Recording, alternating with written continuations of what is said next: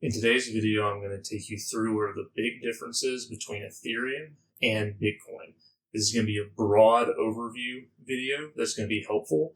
If you have a lot of questions and want more detailed information, over time I'm going to be adding to my Bitcoin and Ethereum masterclasses, which you can also find on this channel. So hit subscribe to be able to know when those launch. But for now, let's just launch into this broad overview of the difference between these two large crypto assets.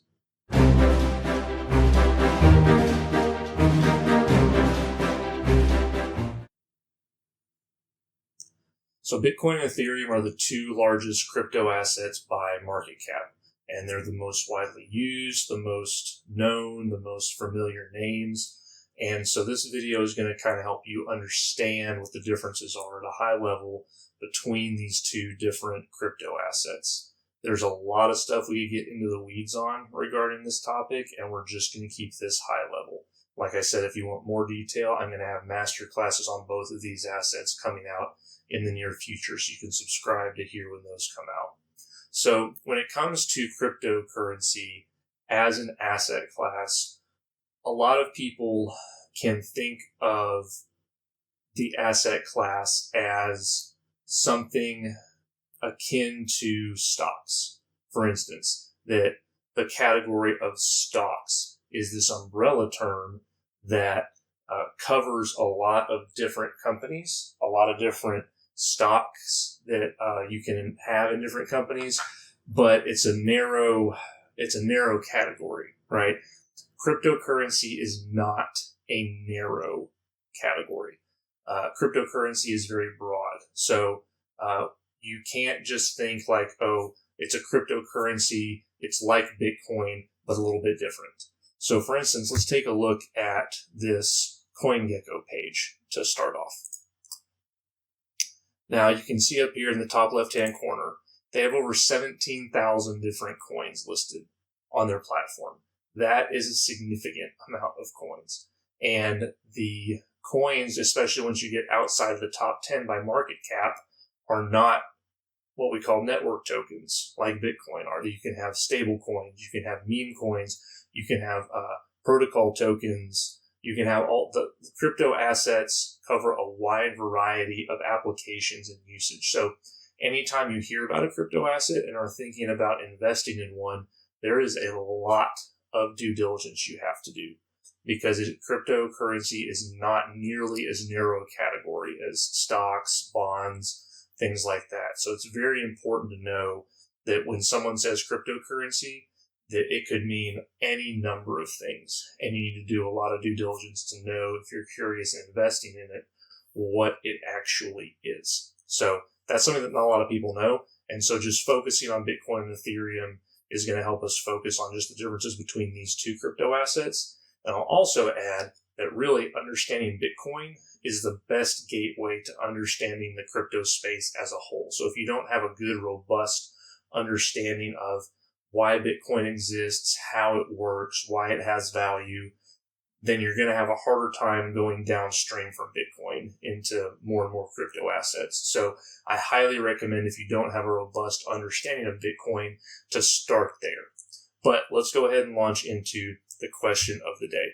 So the first place to start is the difference between the origins and philosophies of these two crypto assets. And we're going to start with Bitcoin because it is the original crypto asset. So the Bitcoin origin and philosophy is this. It was launched in 2009 as the first digital asset as we know them today. It was the first digital asset with provable scarcity, property rights, all of those things attached to it.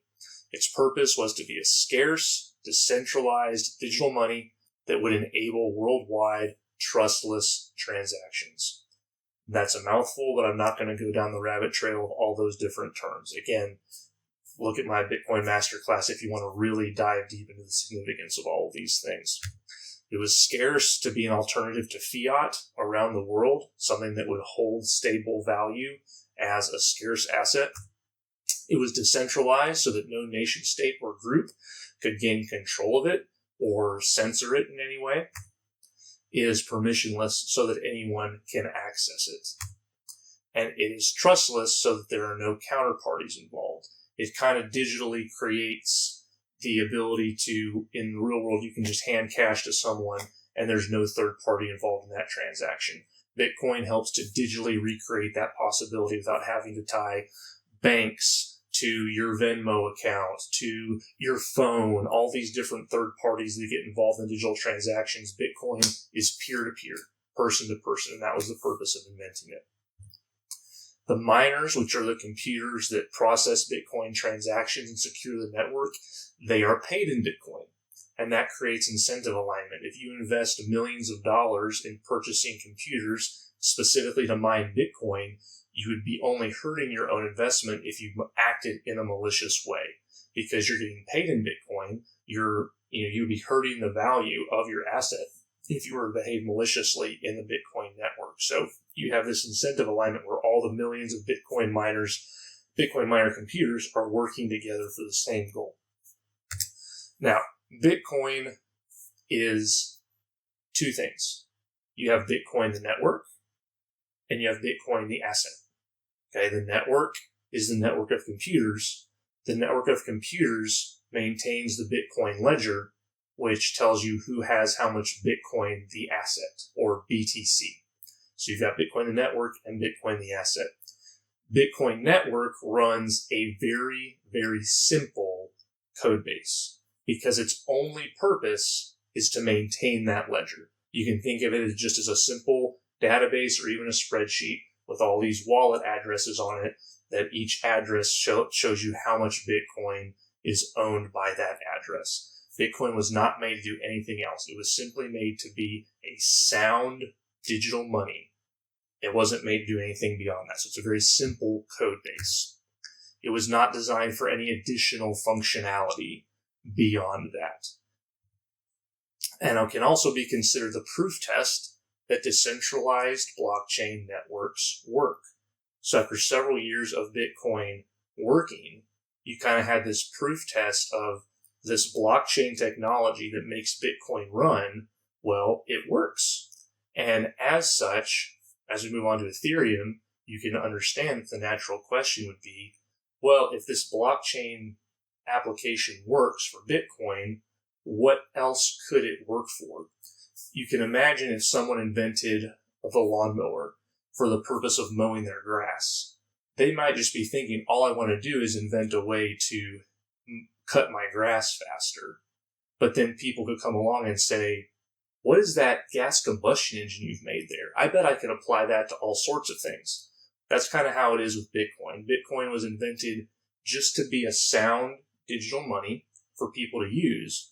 But of course, people were able to come along and see that blockchain technology and say, wait a minute, what else could we do with that? So that's kind of the origin and philosophy of Bitcoin. We move on to the Ethereum origin and philosophy. Again, the natural question that comes out once Bitcoin is successful is, what else can this new technology do? What else can blockchain do? And there were a lot of attempts after Bitcoin was invented to just kind of make a new Bitcoin, another digital money to try and hop on that train. Ethereum is different. Ethereum was launched in 2015 as a blockchain smart contract network. Now, what does that mean? That essentially means that it was built to have programmability. It was launched by Bitcoiners who still had the same ethos as the original Bitcoin white paper in their minds, but they wanted Bitcoin to have more functionality. The founder of Ethereum, Vitalik, he has a famous quote of saying that the best thing is to have Bitcoin plus a little bit more, plus a little bit extra.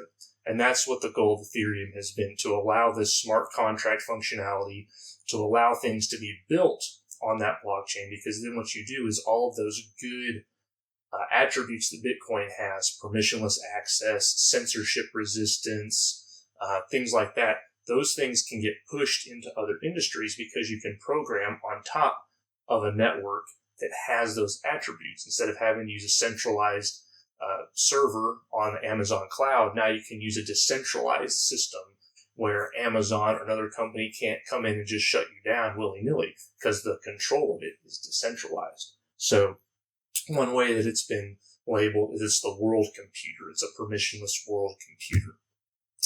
So the complex code base that Ethereum runs on allows for programming to happen on top of the blockchain layer. So instead of just maintaining a simple ledger and there being no other purpose to it, the Ethereum code base allows for you to program things and execute smart contracts on top of the Ethereum network. You can think of it as the difference between, a simple handheld calculator like this and a graphing calculator. That's kind of the difference between Bitcoin and Ethereum in terms of functionality and programmability. The goal, as I said, is being to take the properties of Bitcoin and make them assignable anywhere. Anything that you can code and put on top of the Ethereum network can inherit those decentralized, censorship-resistant features that Bitcoin has, but now you can do it on a different network that has programmability as a part of it. Now, it has a flexible monetary policy, whereas Bitcoin has that 21 million hard cap that there's never going to be more than 21 million Bitcoin issued. Ethereum has a flexible monetary policy that essentially gives it 0% inflation, has a very, very steady supply year in, year out, and you must have wide-scale community buy-in from the validators instead of the miners. I'll explain what that means here in a minute. But instead of miners, Ethereum has validators. You must have a large-scale community buy-in to where everyone says, yes, this is a good idea, in order to adjust the monetary policy of Ethereum. But it essentially hovers between -1 and +1%, which is less than the issuance of gold year in, year out. So it's still a very, very stable supply, which is good. Now, ETH is the money for the Ethereum ecosystem, and it's also a gas token. So just like Bitcoin has Bitcoin the network and Bitcoin or BTC the asset, Ethereum has Ethereum the network. ETH is the asset that secures the protocol, that pays the validators who are securing the protocol, and that you use it in the ecosystem to transact. But it's also a gas token. And what that means is the level of complexity of the smart contract that you want to execute on Ethereum, it varies how much gas or how much ETH it will cost to do that transaction. The more complex the transaction, the more gas, and thus the more ETH that you have to pay in order to execute that transaction. And that's how the validators are paid. Just like on Bitcoin, the miners are paid through Bitcoin issuance and through transaction fees. It's the same thing on Ethereum. You're paid through issuance and you're paid through transaction fees.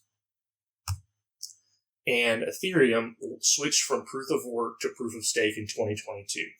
The difference there is, like I said, miners do a lot of computational work on the Bitcoin network in order to secure it. And the way that you prove that you are aligned with the Bitcoin system and aren't going to act maliciously is all this money you've invested in the Bitcoin mining equipment.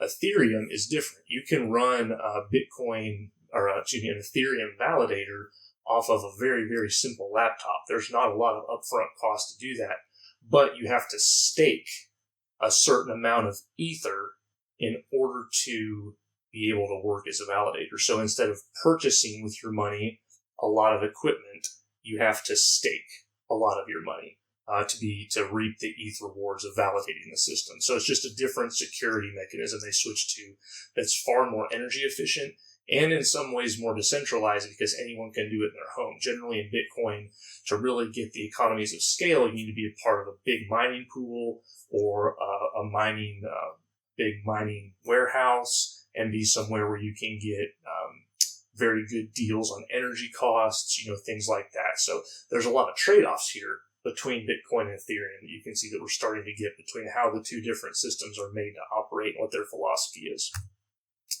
So let's put some of this stuff kind of side by side and look at it. So a summary of the philosophical differences between the two, I would summarize under 3 headings. Number 1 being money. Bitcoin wants to be simple, decentralized, sound money with a simple code base to match that. It wants to do one thing and it wants to do it well. ETH, or the Ethereum network, wants to be programmable, decentralized, sound money with a more complex code base to match that. So the goals that are being tried to achieve by the different networks is seen here in how they view their asset, BTC or ETH, as money. Item number 2 is leadership.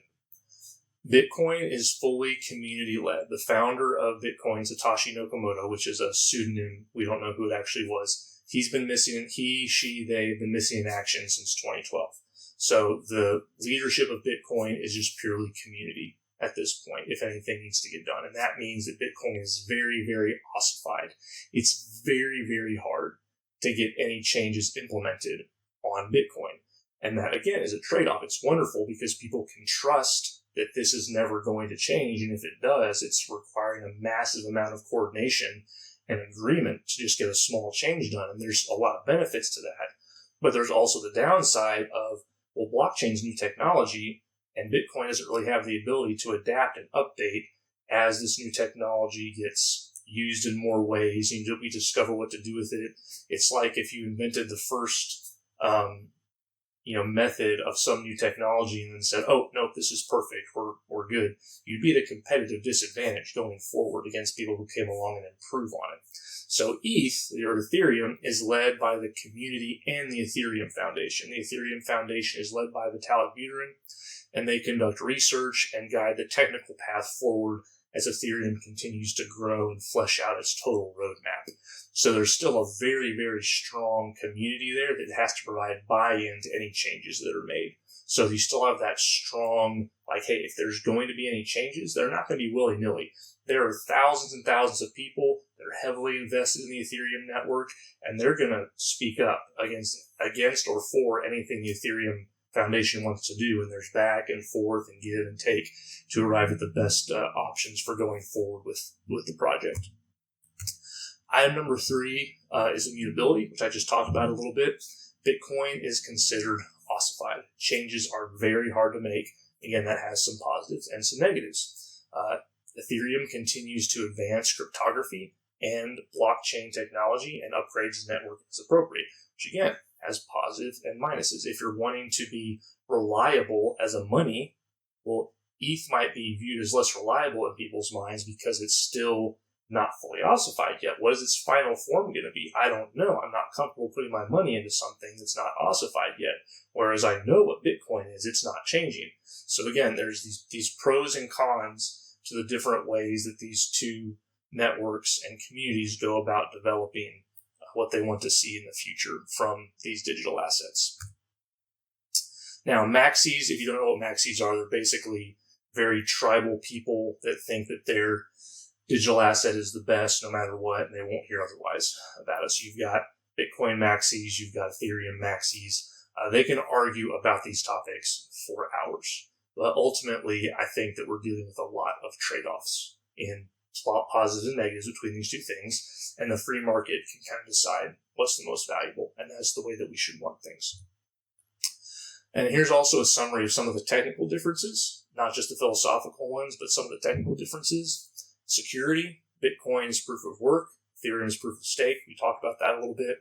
Monetary policy, Bitcoin has that hard cap of 21 million Bitcoins that will ever be issued. Ethereum has an issue and burn mechanism where they issue Ethereum, but then it gets burned during transactions. The fees that go to the transactions, part of it gets burned, part of it goes to pay the validators, and that burn mechanism helps offset the issuance. And sometimes the burn is higher than the issuance, so ETH is deflationary. Sometimes it's not, and ETH is inflationary, but it tends to hover between positive 1% and minus 1%. Very, very low inflation or deflation either way. The code base for Bitcoin is very simple. Like we said, the code base for Ethereum is complex and programmable. The block times, how often a new block of transactions is issued, is about 10 minutes on Bitcoin, 12 seconds on Ethereum. Scalability of Bitcoin, very difficult. Like I said, it's a very ossified protocol. It's going to stay very much the same year after year. Ethereum, you have a lot of options to scale the network. If you need to be able to get more and more transactions, Ethereum has a whole roadmap and a whole design for how they're scaling the protocol to be able to bring in, or scaling the network to be able to bring in more protocols, more users, more throughput, how it's expanding to meet the demand. Bitcoin, it's more difficult. It's a simple code base. If you want to scale to bring in more users, more transactions per second, a lot of the teams right now that are working on that are having to kind of Frankenstein things on for lack of a better term, onto the simple code base, or they're having to introduce new trust assumptions, which is not what's wanted. And then upgrades for the system, again, for Bitcoin, difficult, rare, because it's very ossified. For the Ethereum network, you really need strong community buy-in for those upgrades to take place. So let's bring this to a conclusion in this discussion of Ethereum versus Bitcoin, Bitcoin versus Ethereum. Which is a better asset? Neither. Bitcoin and ETH are very different digital assets. You can't exactly compare apples to apples with them. It's more like comparing apples to oranges. Which one is better? There's enough differences there that calling one better than the other is not something that I think is really a valuable thing to try and do. And while maxis will argue until blue in the face about what I just said about how their asset is better than all other digital assets, reasonable learners and investors can see differences as trade-offs made for specific purposes. If you have two different businesses that are trying to do two different things, you can't really say one is better than the other. You have to look at what is the business trying to do? What is it trying to accomplish? What is its philosophy? What is its growth? What does it desire to do in the future? All these things play into decisions and trade-offs that are made. Company to company is the same way with digital assets. There's a lot of trade-offs that are made one way or the other in order to accomplish the goals of the Bitcoin networking community and the Ethereum network and community. And again, the industry is only 16 years old. Bitcoin launched in 2009. We are still figuring out the quote right way to use blockchains. When you're in such a new space, new industry, there are people figuring out new things every day when it comes to cryptography, when it comes to how to make blockchains work better, and all that become more decentralized, or should you trade off and have more centralization? There's all these things that are constantly being worked on. And so there's not really a good way to answer what the best use and the best crypto asset is at this point, because there's still so much unknown as we continue to apply the principles of cryptography in new ways. It's too new of a space to have a conclusion about anything along those lines, in my opinion. Again, there's plenty of people out there that will shout at you till they're blue in the face about how a certain asset is the best. I'm not going to do that. I'm going to look at this as there's trade-offs between them both. You should assess the trade-offs of both to see what's right for you in terms of investing or not investing. So I would love to hear what was helpful about this, what was not helpful about this, what you would like to hear more about. So if you would mind commenting below with any questions you have, I try to respond to everyone who has any questions or comments below. If you subscribe, like I said, you'll hear more about any upcoming, more deep dive stuff that I have that may answer even more of your questions as you're trying to learn more and more about the crypto space. But for now, I'm Jeremy Mefford. I appreciate you being here. I look forward to being with you next time.